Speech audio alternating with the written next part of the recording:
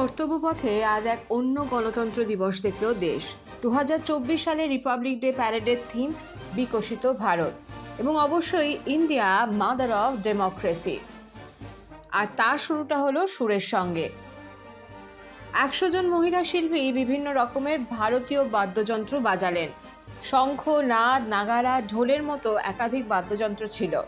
সেই ছবি তুলে ধরা হলো এই সময় ডিজিটালের পর্দায়।